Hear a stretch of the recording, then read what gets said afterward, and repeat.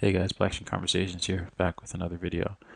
Today, the topic of conversation is going to be create more than you consume, which is a guiding principle that I feel will help a lot of people in this today's generation, in this day and age. I want to talk about, first off, I want to talk about three things today. First thing being why consumerism has become such a big thing and its issues. Secondly, I want to talk about why uh, it's effective for the United States to have people consume. And thirdly, I'm just going to give some recommendations to help gear that path towards creating. So, firstly, why has consumerism become such a big thing, and why is it such an issue in this day and age?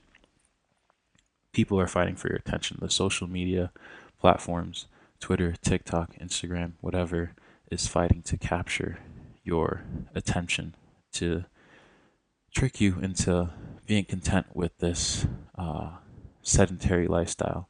You know, the system of capitalism requires for people to be content with the work that they do on at the more bottom levels, right?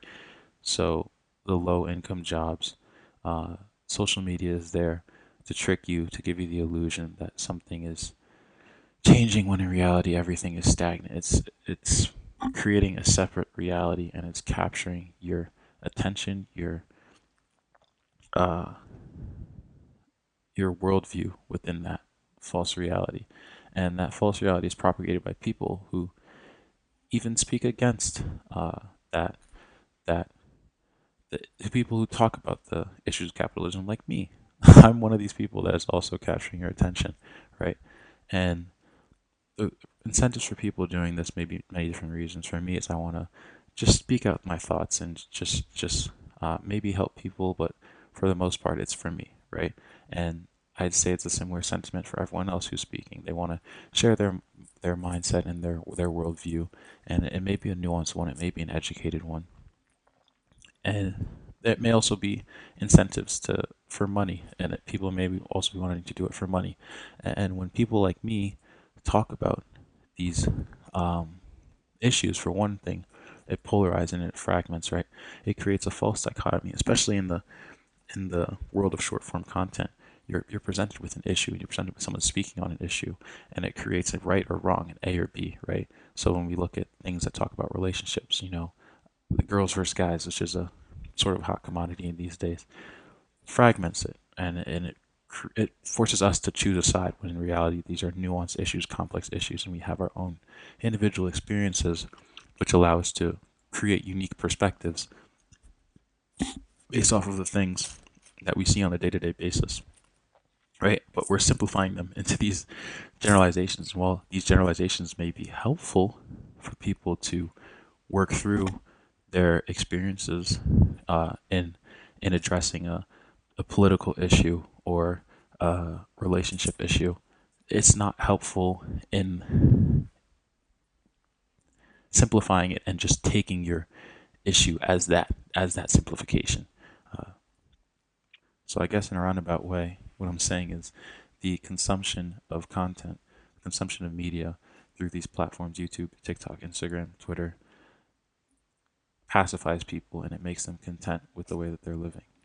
And this leads me to my second point of why consumerism has been able to go rampant and why it may be beneficial to those who benefit from this, why it may be beneficial to those at the top tier of, let's just say, capitalism, right? And even as I'm saying this whole capitalism, it's very nuanced. I don't like to use the term capitalism because I'm going to use it because it's something that we all understand, but it's a very complex issue. Why people, why some people may benefit from us consuming things. When you're consuming things, you're not focused on what's going on around you, right? You're not focused on creating things based off of your surroundings. You're focused on altering yourself, altering your image to fit into this altered reality that social media has projected into your brain. You're trying to now live both on Instagram and in the world simultaneously. So how can the image that you show yourself that stays and that's somewhat permanent on online, how can that match your lived reality? And so now you try to match those two things together. And when you're so focused on matching that, and you're so focused on altering how you perceive the world based off altering how you perceive the world based off of issues that are presented in your face, you know, that was kind of complicated, but I mean, like, if you have Russia versus Ukraine or some sort of other geopolitical issue being thrown in your face, you're forced to make a decision on that, as I mentioned previously. And in that decision, some of your morality comes into question, and you feel like you're more moral or you're less moral for taking a certain stance, and you're sacrificing a lot of things. You're making a lot of changes. You're becoming someone that is lives not in their immediate reality. When on a daily basis, you may never even come across, or you may never hear of the atrocities going on abroad, right? And so now you're living this dual life. And this is advantageous because you're so focused on maintaining this dual life. You're so focused on fitting in to this dual life. And this happens in a variety of socioeconomic classes, right? Right? So uh, I'll give an example of a lot of people making, like, even drill music in the Bronx. A lot of that was posted on social media, and it was an ego thing, clout thing, whatever, that turned to something that it completely wasn't, right? We could look at even IB, the grind for IB. People aren't in college aren't taking the time to focus on themselves and explore and do the things that college is meant to be. They're focused on grinding and getting a job out of college because being a finance bro is so cool and online, and it's just a quick way to money and whatever. So this happens at all socioeconomic classes, all walks of life. And essentially, what the creation of that altered reality, that dual reality, the through consumption, what that does for the people, the quote unquote people at the top, is it creates the perfect worker, the perfect yes man, the perfect person who is so into themselves and into their own reality, that into their own manufactured reality, that they can't break out of it. They can't break out of the system. I think system is a better word than capitalism. There are people who benefit from the system or outside of the system, who are enforcing the system, enforcing the system onto other people. Um, it upholds the system by grabbing our attention and making us into people who want to consume. And this is on an attention level, but it's also on an economic level.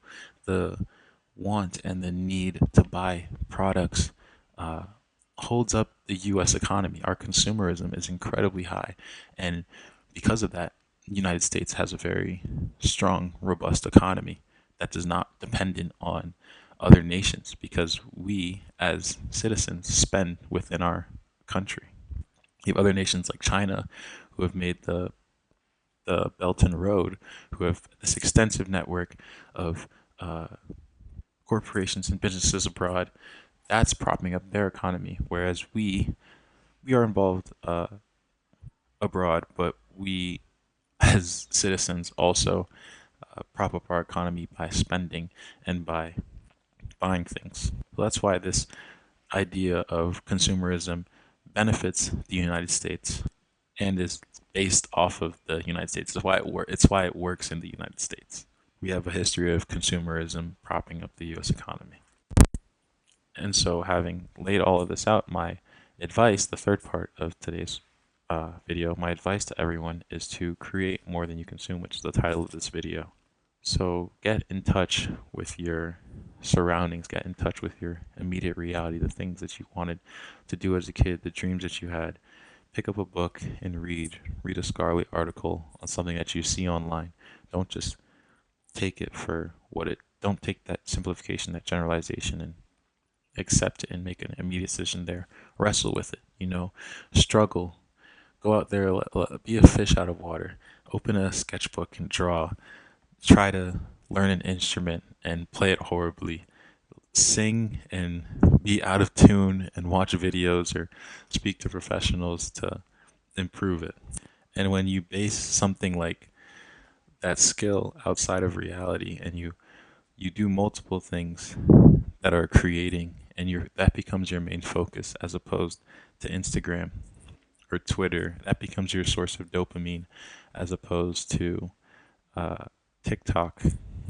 It's much more rewarding, and you grow and you learn that the first thing you see is not always the right answer. You learn a bunch of things that I can't tell you in this video. You learn a bunch of things about yourself. You learn a bunch of things about the world and what it means to live or whatever. It's just one way that I think can remedy this age of consumerism in the United States.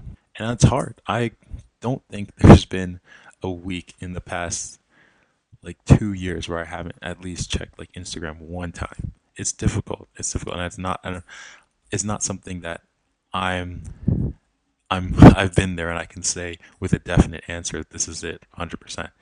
But this me coming back to Black Screen Conversations is an act of me creating. I'm also picking up drawing and reading again. I'm trying to learn how to sing, and it's really been helping me. So I just want to share that with you guys. And I want to speak this into reality and leave it there uh, for whoever may need it whenever.